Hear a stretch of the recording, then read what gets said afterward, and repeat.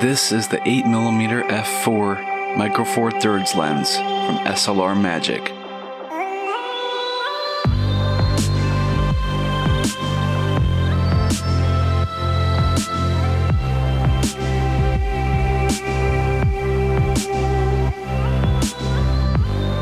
Hey, what's up guys? Sully Cortez, thanks for joining me. Today we're going to talk about the SLR Magic 8mm f4 from micro four thirds lens. Let's get into it. The SLR Magic 8mm f4 for micro four thirds. It is the widest, fastest rectilinear prime for micro four thirds. Now, there is a fisheye, the Samyang f3.5, and that's 7.5mm, but that is a fisheye. That is not a rectilinear lens. And there is a Laowa 7.5mm f2, I believe, coming out soon, but that is not out yet. So this is, for all intents and purposes, the widest rectilinear micro four thirds lens to date. This knob right here is the focus knob. What you do is grab onto that and focus with it. You could see the aperture ring right there. It does have markings. You could see f4, f5.6, f8, f11, and f16. Okay, and the aperture ring is not locking, but the focus dial is locking. You can see the lock right there. Basically what you do is you set your focus, and then you go ahead and lock that in, and it will not let the focus drift or move or shift. The depth of field, like I said, is not the best. You actually have to manually focus it when you get to a certain point, because if you don't, your image is going to be out of focus. Now, that point is, again, not very far. When you, as you'll see in this clip that I'm going to show here, I must not be more than probably about 1.5 feet away from the lens when I put it close to me. When I put it far away, I'm about, I'd say, a good 3 feet away. So, doing a quick test right now on the distortion of the SLR Magic 8mm f4 lens. I have it on right now, my GH4. We're shooting in 1080, 200 megabytes per second, all eye at 60 frames per second. This lens is kind of weird. You actually have to focus it when you want to get close. Watch, when I get really close, I'm not in focus. This is not like the 7.5 millimeter f3.5 from Rokinon, which is a fisheye where everything's in focus. If I bring it back out here, you can see I'm in focus now, but if I bring it real close, my face is not in focus. My hat is in focus, but my face is not. I really want to show you how good this distortion is on this lens.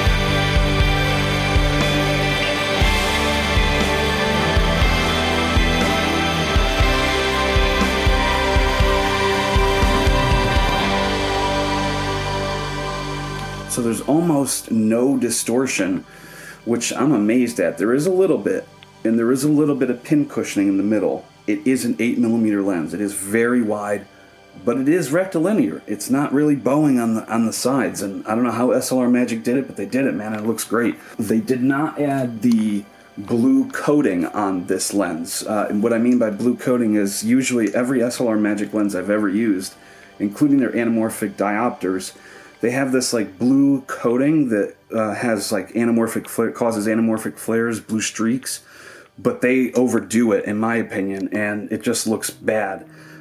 Sometimes it looks great, sometimes it looks bad. But this lens, if you see when I flash the light into it, does not have the blue streak. They did not put it on this lens, so watch. Now, you'll see the blueness from the light, but you're not actually seeing any blue streak. Now, look, here's a really interesting thing. Look at the flare on, let's see if I can get the light tighter. Look at the flare on the edge. That is a really harsh line, like a really definitive line. You could see it there when I lift up and down. It's like an orangey type of magenta-y, I don't know, but it's pretty cool. It can be used for an effect, like there, as you see right there, it bouncing off of the lens there. Not really sure what is causing that, like what element is causing it. Could be the front, could be the back, but I don't know, it looks kind of cool. Sometimes it's kind of annoying, like when you're really wide. Watch, when I'm really back here, it looks like a defect in the image. It can be used to an effect. It can be used as an effect to a degree, but I would be cautious.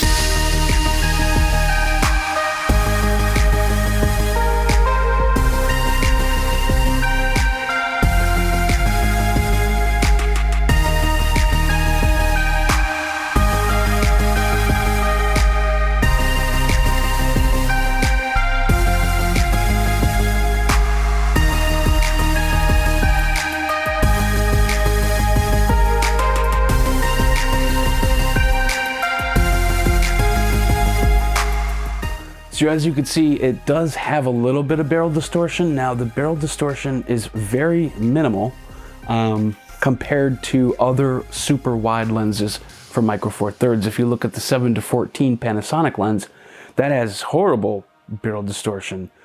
And that is a rectilinear zoom. This is a rectilinear prime.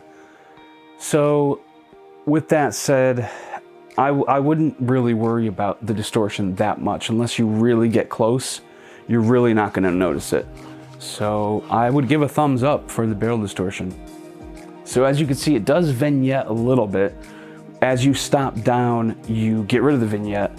Same thing for the edges in terms of what's in focus. As you stop down 5, 6, f8, f11, you'll see that the corners start to get a lot clearer and they start to become more in focus. So at f4, really only the center is super sharp, while the rest of the outer edge of the image is not that sharp. So what would I say about the optical quality? As far as sharpness, I would say it's not that great, but it's definitely workable.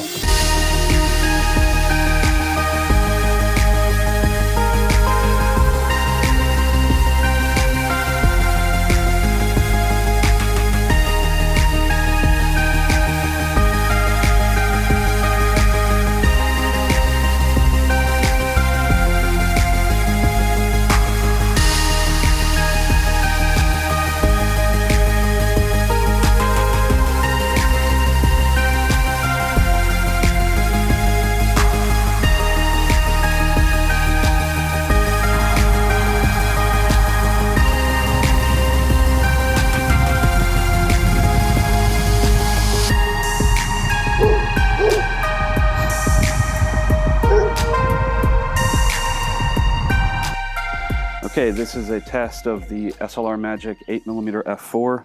Right now I have the GH5 with the SLR Magic 8mm f4. And what we're going to do is, I've got it on a gimbal, the ICANN DS, well, it's not ICANN, it's actually Team Rebel Design. The Beholder DS1 is where it originated. So I've got that on a gimbal. We're going to do some testing. Then I'll go handheld and I'll show you what that footage looks like. And we'll compare the two so you guys can get a good idea of what this is actually going to do for you in terms of optics and whether or not this is a wise investment. All right, guys, here we go. We are rolling. Okay, and here we go.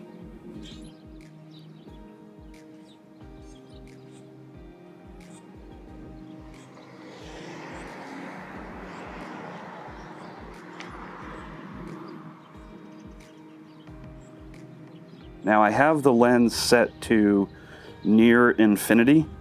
Again, with this lens, try not to spin too fast. The rolling shutter on this camera is amazing too. I mean, it's literally almost non-existent. You'll see when I try to whip pan. So right now, again, I'm trying to walk as easy as I can, as simple as I can. just so that we could try to get, and here you go, rolling shutter test. So you guys can see, here I'll do another one, quick whip pan. Cha, feel like Wes Anderson. Is it Wes Anderson? I can't remember. One of the Wes's, he loves to do whip pans. Okay, so you should be getting a good judge of optical quality. Take a look at the edges, things you really want to notice for pin cushioning. When edges are being distorted, they're being pulled out towards the edge of the frame versus I forget what the other thing is called, but it's basically the reverse. The image is getting pushed in towards the frame as opposed to pulled out from the frame. Those are two huge flaws you want to watch out for lenses. And another thing you want to look for is chromatic aberration. Right now the sun is a little bit beyond the trees, so it is kind of dark. We probably won't see a lot of chromatic aberration, but if you look towards the brighter areas of the frame, you might see some. You want to look for that too. And of course, everyone's favorite, sharpness. Sharpness and bokeh. And I will do some close-up tests so you guys can see what the bokeh looks like. So again, just walking back and forth with the DS1, GH5, and the SLR Magic 8mm f4. So overall, just to give my final thoughts and my final impressions on the SLR Magic 8mm f4 from Micro Four Thirds, do I think you should go out and buy it right now? No. And the reason being is the Laowa f2 7.5mm lens is coming out, and that will be the widest, fastest prime for Micro Four Thirds. Now, I'm pretty sure it's an all manual lens as well. I don't think it's autofocus. So if you're in a pinch and you really want to make a decision right now as to whether or not you're going to get the Laowa or the SLR Magic, I would base it on this. Check out the optical quality and check out the price. I don't know the price of the Laowa. For all we know, it could be $1,200, something ridiculous like the 12mm f1.4, or it could be $600. And if it's anywhere near that, 500 to 700, I would go for the Laowa, simply because if it doesn't have terrible barrel distortion and it doesn't vignette like crazy and it is sharp, you're getting a better deal for your money as far as lens is concerned and as far as operability is concerned, because you can use it in a lot more environments and a lot more situations, especially low light, than you would an f4 lens. So while the focal distance, the millimeter, is not that important, you're only 0.5 above with the SLR Magic, it's the aperture that really is a deciding factor for a lot of people, especially on a smaller size sensor like Micro Four Thirds. You really got to try to squeeze out every drop of light that you possibly can. Every drop of light? Yeah, I think that's an oxymoron. But anyway, yeah, so I would hold off if you're serious about getting a ultra low light wide angle prime. But if you are going for a pretty much shooting in bright lighting conditions or outdoors or drone work, then I would say the SLR Magic 8mm f4 from Micro Four Thirds is a pretty good deal at only $300, I believe, $250, I think, with some sort of special they have going on at B&H Photo.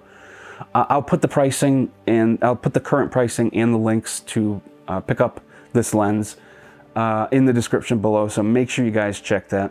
Yeah, that's pretty much it. I've done as much testing as I can. I spent the last 3 weeks testing this thing, and I don't think I wasted my money. So I'm pretty happy. I'm pretty content. And while it doesn't give you the sharpest images and it's not the best lens, I think it's really cool to have a ultra wide in my bag, and I can definitely put it to use and work around some of its limitations. That's just what you've got to do. So yeah, guys, thank you so much for watching. Again, this is the SLR Magic 8mm f4 for Micro Four Thirds. I appreciate you checking out this review. Thank you so much. Thank you so much to SLR Magic for sending me out multiple copies of this lens to test for you and get you guys this review. And like, subscribe, comment below. Thank you again to all of my subscribers. I appreciate it. You don't understand how thankful I am to have you guys commenting and chatting and following me and liking my videos. I really, really appreciate it. The YouTube community is awesome. And there's so many awesome YouTubers who I've been talking to recently. You guys are amazing. Thank you so much for the support. Again, like, subscribe, smash the like button, join the notification squad so you're getting an email or a text or whatever when all of my new videos come out. And again, thank you again. I'll see you guys in the next video.